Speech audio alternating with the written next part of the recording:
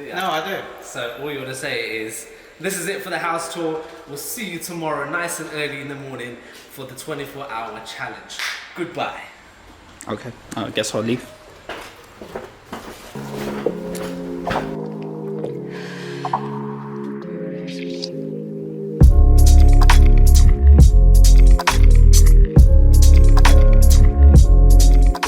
Alright guys, so welcome back to another episode of 3 Man Abroad here in Croatia, alright, specifically in Zagreb, trying to answer the age-old question, which is, if you have 24 hours in a city, what can you actually do? Alright, and this time round, we're trying to catch a traditional sunrise, as always with all our 24-hour videos. However, we did get lost, but for your sake, we finally found it. We're in a place called Sijeme in Zagreb, 1,030 meters of elevation. It's a TV tower. If you type that in, you'll get an amazing view of Zagreb, and you best believe we did fly the drone. But just before we get into that, guys, don't forget to like, subscribe, comment, and smash the notification bell so you don't miss out on future videos, and comment down below of any other videos you'd love to see, and hopefully make that happen. Don't miss it, because Croatia is going to be almost like a movie. We're doing an entire coastal road trip across Croatia, so don't miss it out, and cue the intro.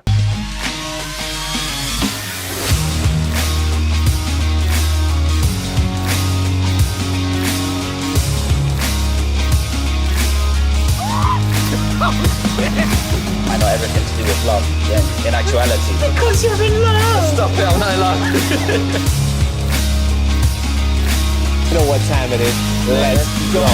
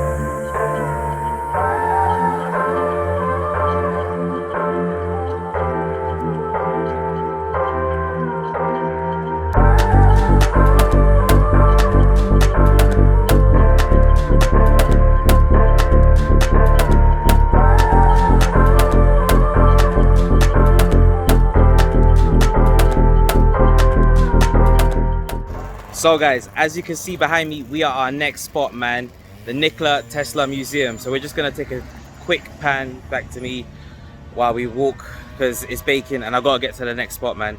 But this guy, he is one of the most famous, well-known inventors, engineers of the modern era, man. Like, you know, he was born in what we would call modern day Croatia, and you know, he's so well known for his work with the alternating current, the AC. That's him. You know, he even has scientific terms named after him.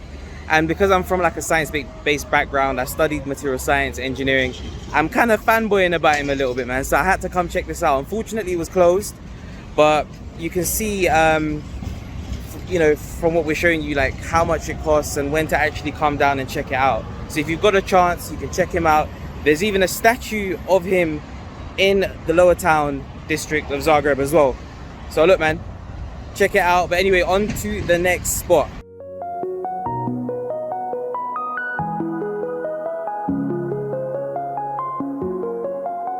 Alright guys, so on our next stop of the 24-hour tour across Zagreb, we're here at Zagreb Cathedral. Alright, so interesting enough, it's actually one of the tallest buildings, not only in Zagreb, but also here in Croatia. Alright, and secondly, if you actually pan up, right, so there's actually two spires, obviously one on the left and one on the right.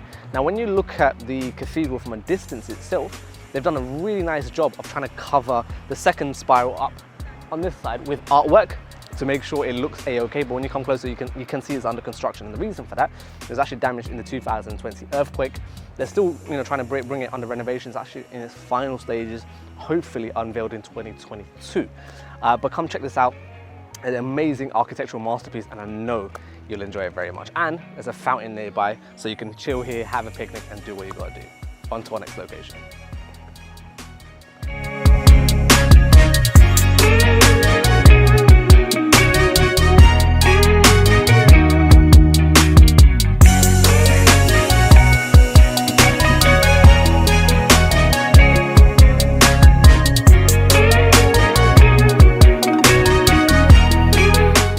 Alright guys, so right now we're in King Thomaslav Square, okay?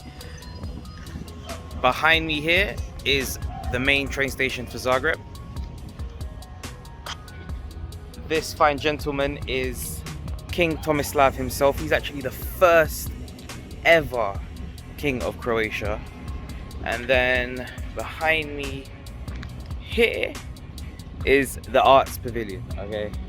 And boy, this weather is so nice. It just makes everything else look even nicer, man. Like the way they've well maintained the garden, the blossomed flowers, the little fountain. Yeah, man, can't lie. It's vibes. It is vibes. Alright, how am I gonna get down now? I'm gonna have to try not to slip, man. Alright, we made it in one piece. Let's go.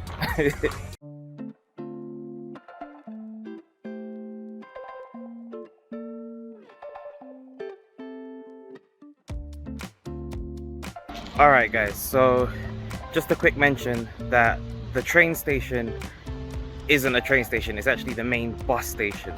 So that was me being tired and hot and sweaty, okay, so allow me.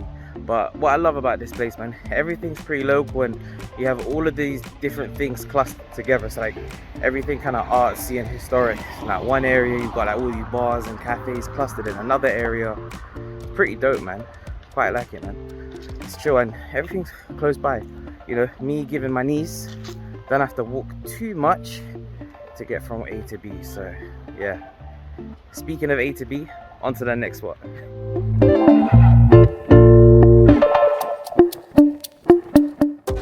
Alright guys, so a quick pit stop before we get onto our next location. So we've just got to this dessert place called Pingu Gelato.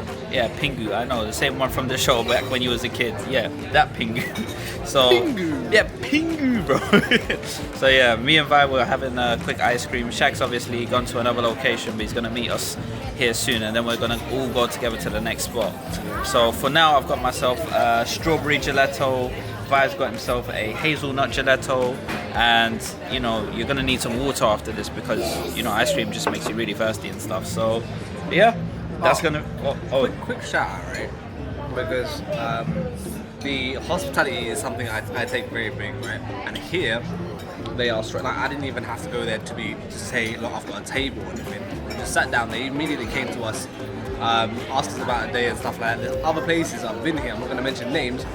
Where the hospitality is pretty so this place I'll definitely why? There's kids there. It's definitely whack. But I definitely recommend this place for the hospitality and the food is banging as well. Definitely. Alright, so we're gonna enjoy this dessert and then we'll catch you guys at our next spot.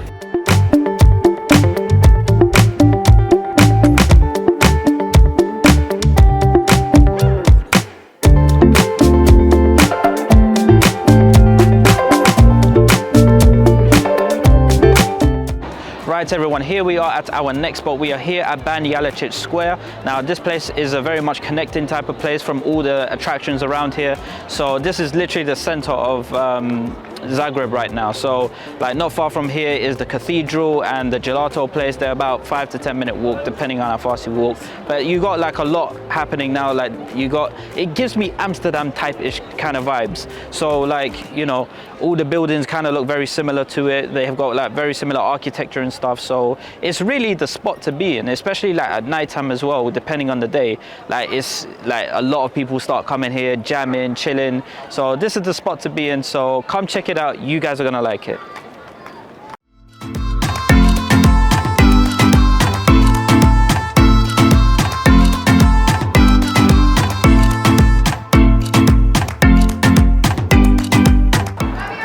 Alright guys, so we are at our next spot, okay? So I will pronounce this as Uspinjaka, okay? Isn't the J a Y?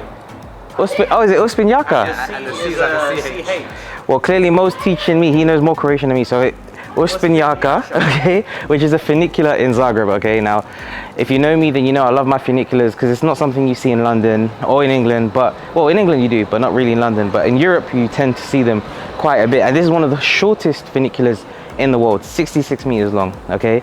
They cost 5 kunas, which is just over 50p one way, okay? And you get journeys every 10 minutes, okay, ranging from 6:30 in the morning to 9:50 in the evening, okay? So let's go.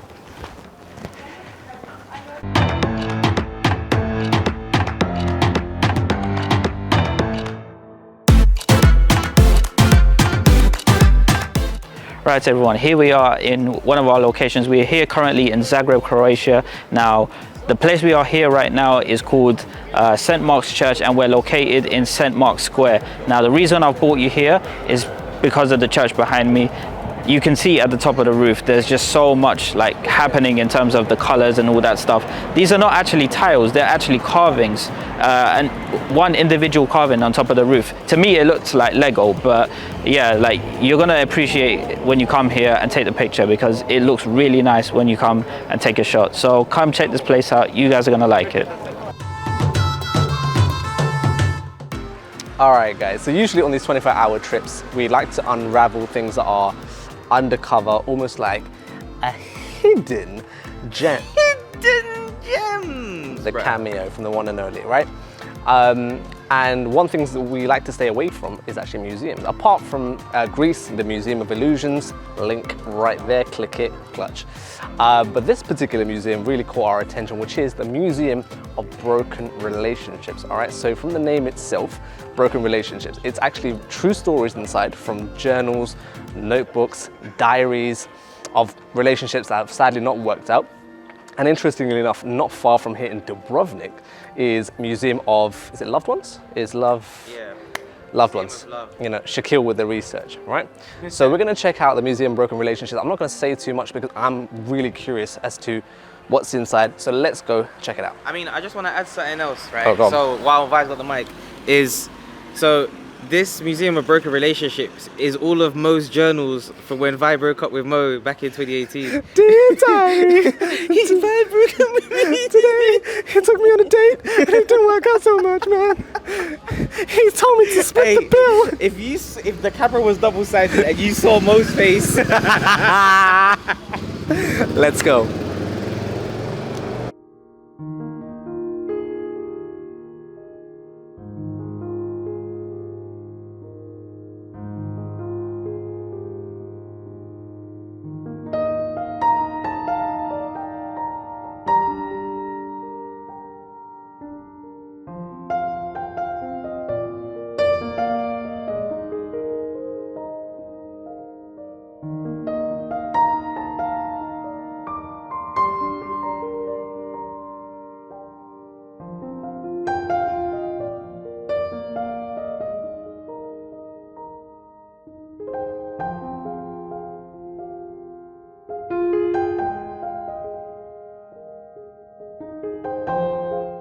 So that was a very, very interesting experience, right? Because it's as you progress in a relationship, whether good or bad, right? Some of them were quite funny, some of them are dead serious.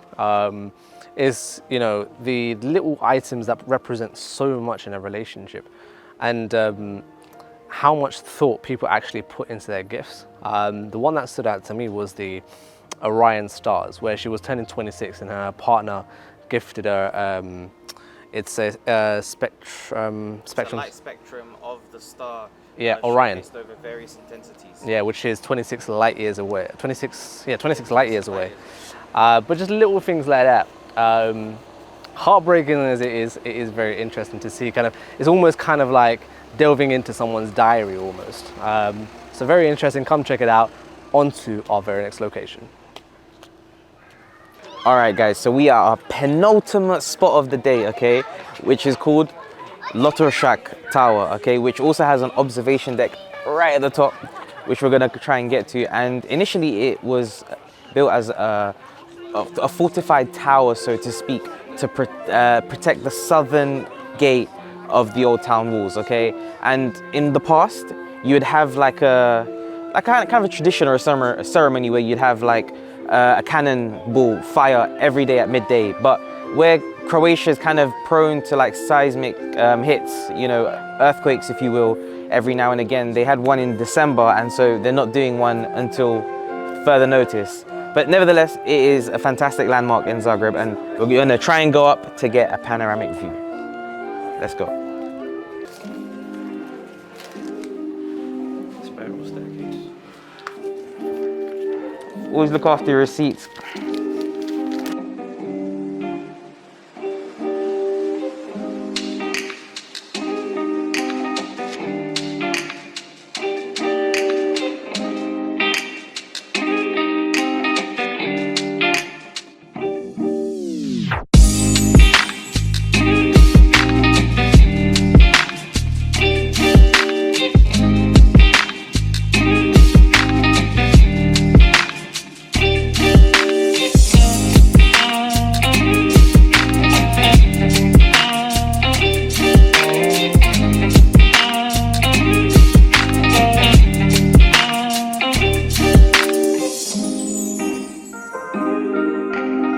Alright guys, so elected as one of the most beautiful urban parks in Europe, here we are at Maxima Park here in Zagreb. Alright, so this houses quite many things, two of which is including the Zagreb Football Club Stadium and a zoo, which requires an entrance fee. For the park fee is absolutely free. Alright, here it's an absolute great time to, you know, family catch-ups, friends, do what you gotta do as you would with the park. But yeah, we tried to catch a sunset, but we got mad busy. So we got a moonrise in the end. We're gonna try and get up the drone and get some footage, and that will be it for the day, and probably to one of us three to do the outro.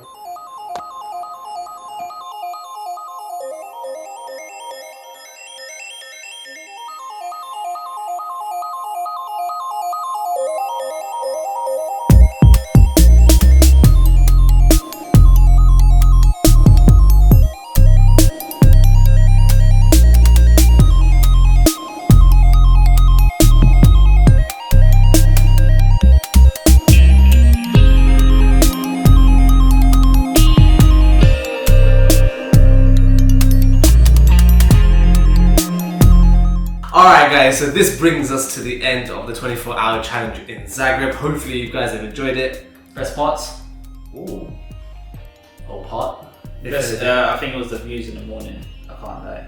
Oh, the drone shots, yeah. That was probably my favorite. I think it was it's one of those things where, you know, like after a lot of hard work comes this really good reward, right? That's what catching sunrise is always like, wherever you go. We hustled hard for that. We really said 1,020 meters of elevation and almost. I almost collapsed because I was feeling sick and everything. I thought I was gonna have to like military press mode like a kilometer. Literally, it was no joke. You know, and some of the places did surprise us. One of which I really like the hospitality in the ice cream. Yeah, Pingu Gelato. It was. No, that was second to none. It's just the little things that I think, you know, help me to, you know, appreciate a thing a lot more. You know, even though it's just the gelato still, it's just the additional service that brings everything else to it. I think one thing I've learned though from not just Croatia but with Zagreb, and I don't know if it'll be the same with Dubrovnik or Split because obviously they're more tourist heavy and bigger cities, but Zagreb is crazy cheap, man. Like we got in total 9 on separate occasions 9 scoops of gelato, and how much did we pay in total? Like 12 quid. £12 After conversion. £12 for 9 scoops. Like yo, you go to some gelato like dessert parlors and you're paying $3.50 for a scoop alone. Yeah, basically, probably more. You know what I'm saying? Depending on the place. And like we had dinner, like we had a 2-course with starters. Like I had like 3, you know, glasses or whatever. Coca-Cola, yeah, and it came up to £13 per person. Yeah, we one litre of sparkling we water. did. Truth be told, we ate like kings, but yeah. You know, so I feel like if you're trying to find somewhere where the weather's good, you know, but you're on a budget and it's good vibes. Also, if you like to understand the historical value of Croatia in a whole, Zagreb is a good place. And I think Shaquille actually hit the nail on the head of we were having a chat this afternoon. And I think it's actually, you know what, you say it. Yeah, I mean, I'll be real with you, man. Like, we're not the kind of guys to stunt with you and tell you that it's the best city in the world. Like, we'll be honest, we've done better 24 hours. We've been and visited better cities, you know. Zagreb is fairly small in comparison to other cities, and there's not as much to do. However, I look at it as when you're traveling, you always have to have a filler city, and Zagreb is that filler city. Let me tell you what I mean by that. So, for example, you have a long weekend, you want 4 or 5 days, but you're not going to go to Dubrovnik or Split, you know, for 4 or 5 days. Or you want to go to Plitvice National Park, I hope I pronounced that properly, where you're going to spend 2 days. You need a filler city. Zagreb is perfect because in a day and a half, you can cover everything. And it's closer to Plitvice National Park than all of the other major cities in the country. And it's a cheaper entry. And it's cheaper entry. It's like any other city that you go to is a lot more expensive to go to as opposed to going into Zagreb. Like the way we're doing it at the moment is starting off in Zagreb, doing an entire road trip across, ending up in Dubrovnik, and that is the cheap. Wherever you look at it, it is the cheapest way. So if you're looking at it from a financial point of view, that's, you know, if that helps you out in your decision making process, that's great. If it's from the historical point of view, also great. And I think as we progress along in different cities, I think Zagreb is, you know, I wouldn't say it's an old town per se, but the prices are, you know, touch wood, it's amazing, you know, and hopefully that does continue. Anything else you want to say? No, I'm done for the day. He's tapped out for the day. All of us have been tapped out since we woke up. Yeah, so we'll leave it at that. As always, don't forget to like, Subscribe, comment, share, hit the notification bell so you know when the next 24 hours is coming out. and there we go. We'll leave it at that. You know what time it is. 3 Man Abroad out. And peace!